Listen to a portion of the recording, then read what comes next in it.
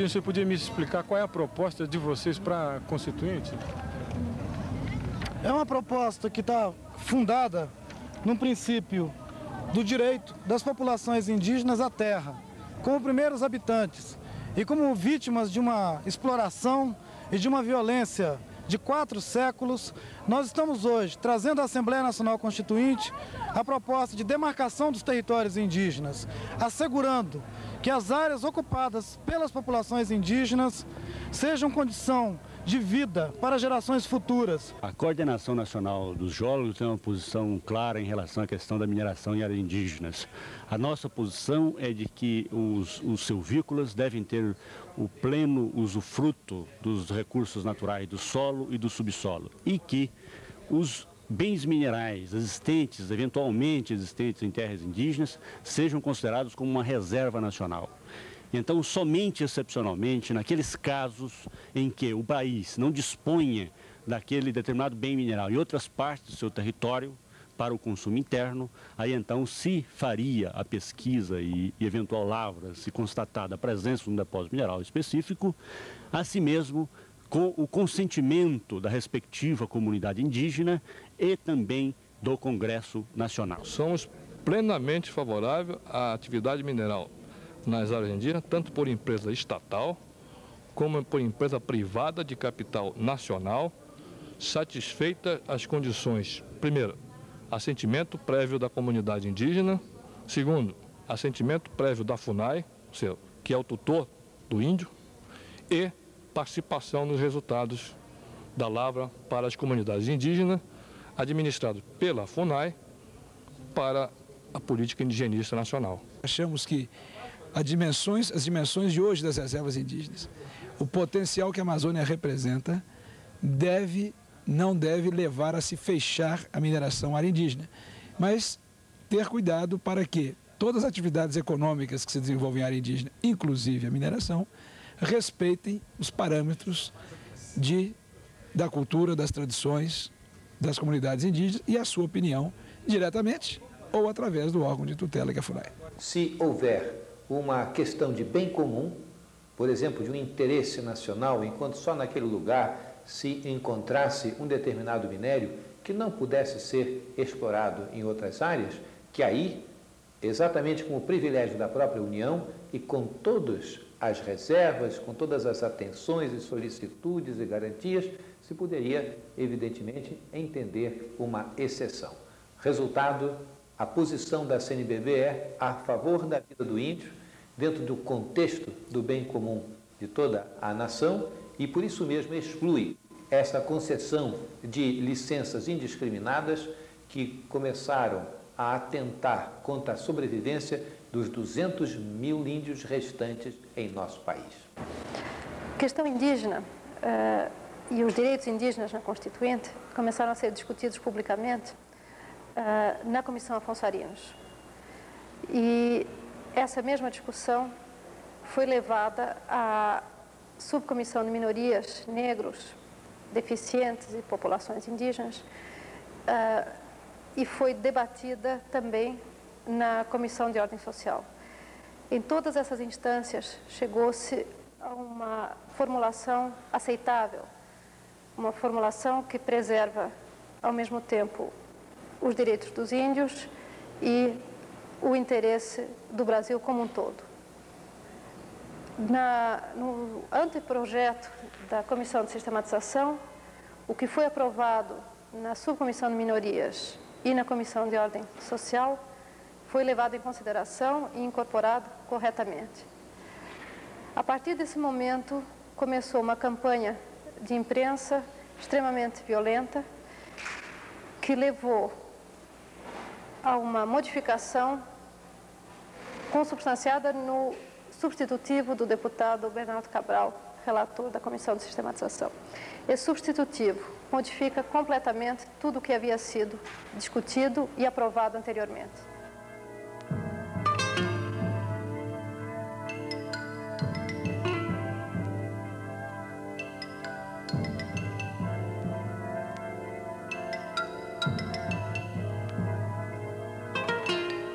Já foram requeridos até comissões parlamentares de inquérito E de repente, um grupo de constituintes que jamais teve qualquer preocupação com o assalto consentido contra os minérios brasileiros, agora requerem CPI para apurar aquelas denúncias veiculadas por um matutino da capital de São Paulo, o estado de São Paulo. Então a pergunta inicial que se faz, senhor presidente e senhores constituintes, é o seguinte: qual é o proveito que teria o Conselho Mundial de Igrejas ou o Conselho Indigenista Missionário se o solo indígena for preservado? Se isso não for preservado, senhor presidente e senhores constituintes, quem lucrará com isso? Então, atrás dessas acusações gratuitas e injuriosas, né, está claramente o interesse das grandes empresas de mineração que estão vendo que essa riqueza que está aí, ela corre o risco de escapar de suas garras e corre o risco de ficar efetivamente para as comunidades indígenas. Então, o problema está claro. Como engenheiro de Minas, eu tenho uma enorme preocupação com a atividade mineradora em terras indígenas. A minha posição, quando vim para cá, para a Assembleia Constituinte, era de estabelecer restrições muito claras de não haver mineração em terra indígena. Houve aqui um processo de discussão, de negociação. Eu acho que a Constituição só vai sair daqui em dezembro dentro de um processo de negociação, e nessa negociação se estabeleceu um critério. Os recursos minerais em terras indígenas e os recursos naturais, de um modo geral, devem ser usufruto dessas populações indígenas. E caberá exclusivamente à União o aproveitamento econômico desses recursos, autorizados pelo Congresso Nacional e dentro de critérios extremamente rígidos. Então, eu aproveito esta oportunidade para expressar a minha repulsa, o meu protesto, a minha indignação e, acima de tudo, expressar a minha capacidade de luta. Vou usar da minha palavra, do chicote da minha voz, para jogá-lo no dorso de todos aqueles que tentarem, de alguma forma, ferir a soberania brasileira e, por outro lado, impedir o desenvolvimento da minha terra, o Amazonas, e da minha região, que é a Amazônia.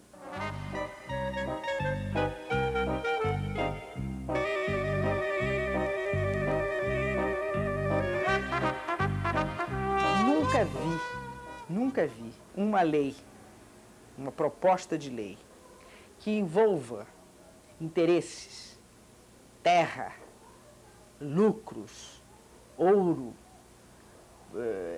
jazidas. Nunca vi nada disto caminhar sem esse tumulto, porque os interesses são muito grandes. E o índio, nesse episódio, ele está servindo apenas de pretexto para uma outra briga que provavelmente, no decorrer do debate, vai até vir à tona, né?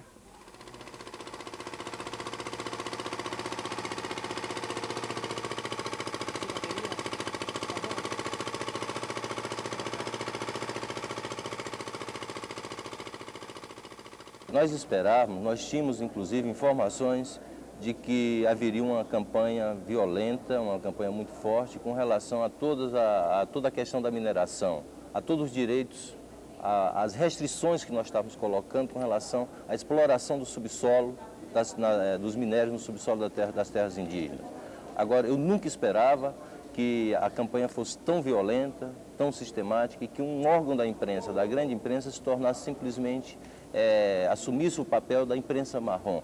A calhordice, a falta de respeito com a cidadania desse país, a impunidade, entende? Ela é consagrada na falta de veracidade, na falta de fatos jornalísticos. Não existe um único fato que seja substantivo nessa denúncia toda feita pelo jornal O Estado de São Paulo.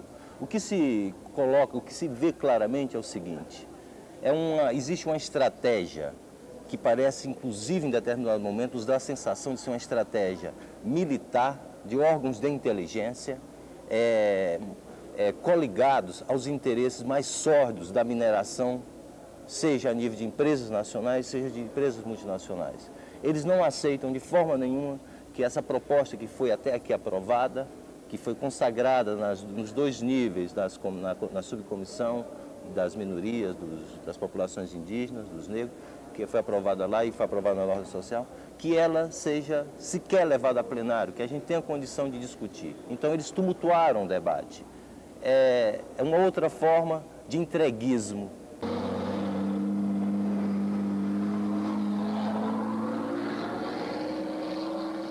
Como é que se deu na prática o relacionamento da empresa do senhor com os índios da mina de Igarapé Preto? Ali os índios que evidentemente habitavam a mais de 50 quilômetros longe da área de Igarapé Preto e que não é reserva indígena, e em vista da facilidade que a empresa dá para os índios aculturados, damos escola, medicamento, alimentação, evidentemente todos da vizinhança, os índios vizinhos aculturados, afluíram para Igarapé Preto, onde nós construímos uma verdadeira infraestrutura com casas, luz, água para esses índios, além de medicamentos e alimentação que fornecemos gratuitamente para esses índios aculturados em Igarapé Preto. Não, inclusive eles falou, o japonês aí, o Tomita, falou que deu muita assistência médica e deu escola. Lá não existiu isso, eles não deram foi nada disso, não deram assistência nenhuma. Inclusive, então a mineração começou a estragar a terra, fazer desmatamento, eles desmataram muito. Desmataram a Castanhal, dos Tenharis lá de Igarapé Preto, Castanhal, Seringal, maior parte, a mineração desmatou tudo, acabou. Derrubou todos os castanheiros, derrubou todos os seringueiros que tinha lá, seringal, um grande seringal, acabaram. A terra lavada, não presta nem para plantar mais, não dá nem para plantar. Começaram a entrar na marra, não fizeram trato nenhum com o terreno. Depois eles indenizaram, que eles deram a casa para eles, uma casinha para cada um. Inclusive o Tenhari ia lá, pedia a comida, né, na cozinha, eles falaram que eles não tinham direito de nada.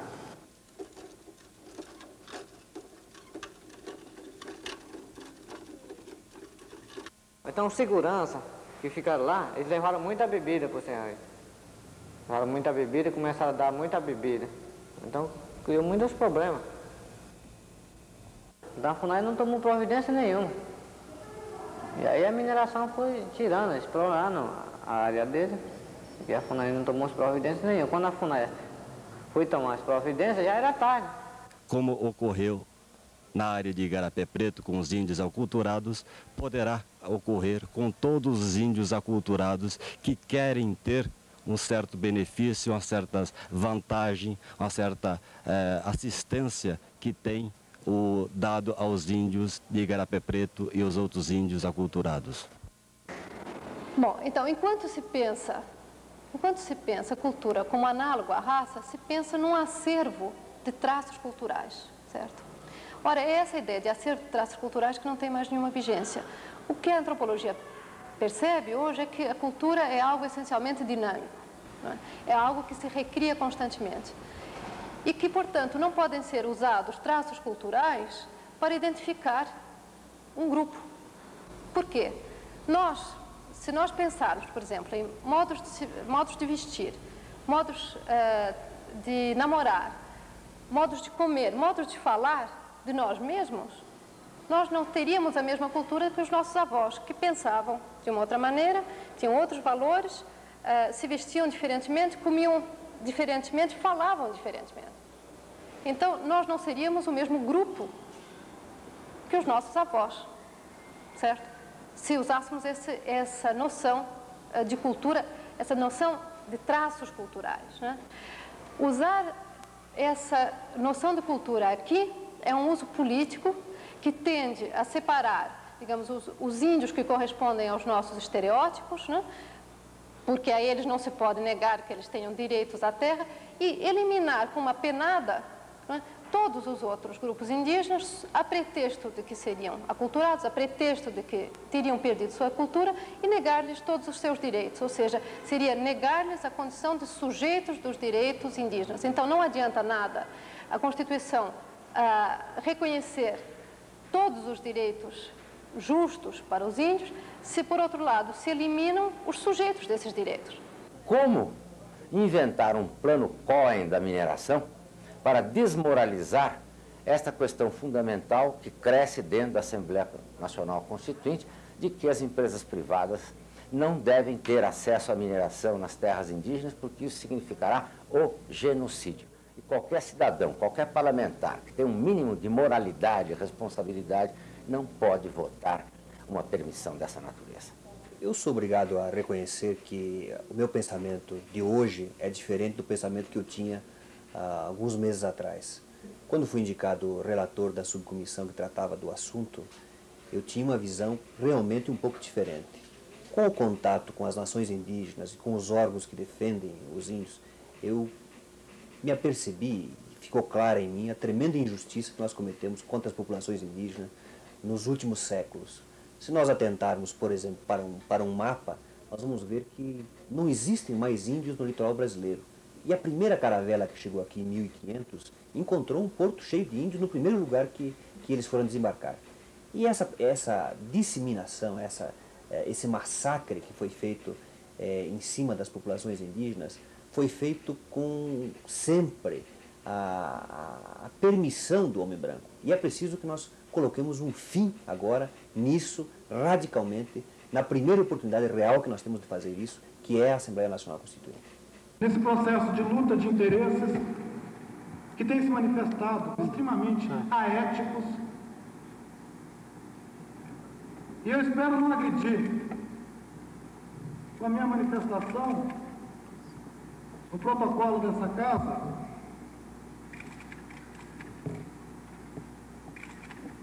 mas eu acredito que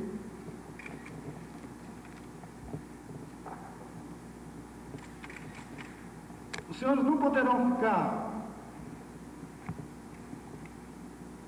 omissos, os senhores não terão como ficar alheios a mais essa agressão movida pelo poder econômico, pela ganância, pela ignorância do que significa ser um povo indígena. O povo indígena tem um jeito de pensar,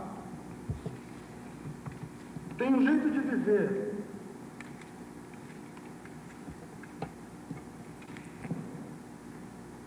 tem condições fundamentais para a sua existência, para a manifestação da sua tradição, da sua vida, da sua cultura, que não colocam em risco e nunca colocaram a existência sequer dos animais que vivem ao redor das áreas indígenas, quanto mais de outros seres humanos.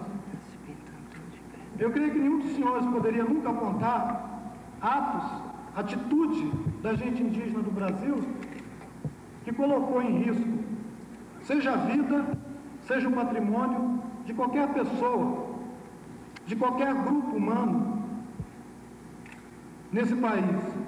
E hoje nós somos o alvo de uma agressão que pretende atingir, na essência, a nossa fé, a nossa confiança de que ainda existe dignidade, de que ainda é possível construir uma sociedade que sabe respeitar os mais fracos, que sabe respeitar aqueles que não têm o dinheiro para manter uma campanha incessante de difamação, que saiba respeitar um povo que sempre viveu a revelia de todas as riquezas, um povo que habita casas cobertas de palha, que dorme em esteiras no chão, não deve ser identificado de jeito nenhum como um povo que é o inimigo dos interesses do Brasil, inimigo como os interesses da nação e que coloca em risco qualquer desenvolvimento.